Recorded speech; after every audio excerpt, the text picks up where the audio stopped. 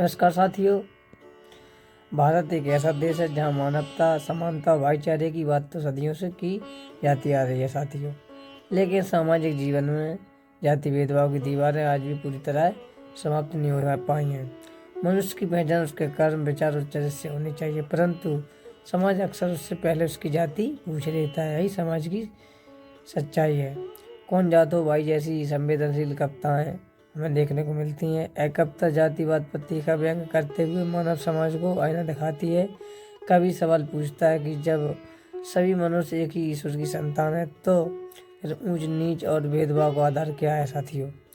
यह रचना केवल एक सवाल नहीं बल्कि सामाजिक चेतना जगाने का एक सशक्त प्रयास है साथियों, जो हमें मानवता को जाति से ऊपर रखने की प्रेरणा देता है।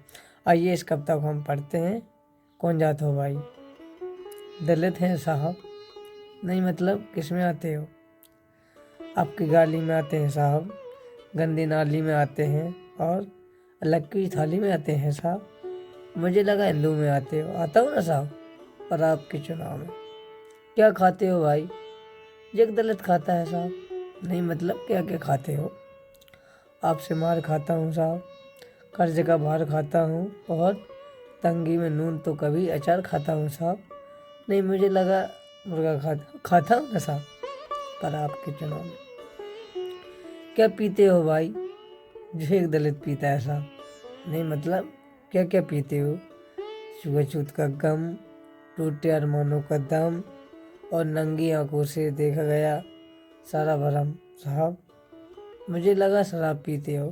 पीता हूँ ना साहब, पर आपके चुनाव में क्या मिला है भाई जो एक दलित को मिलता है साहब?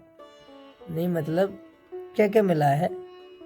जिल्लत भरी जिंदगी, आपकी छोड़ी हुई गंदगी और इस पर भी अब जैसे परजीवियों की बंदगी साहब। मुझे लगा वादे मिले ना साहब, पर आपके चुनाव में क्या किया है भाई जो एक दलित करता है साहब? नहीं मतलब क्या क्या किया है? 100 दिन तालाब में काम किया, पसीने से तरस सुबह को शाम किया और आते जाते ठाकुरों को सलाम किया है ना साहब। मुझे लगा कोई बड़ा काम किया है ना साहब। आपके चुनाव का प्रचार। धन्यवाद।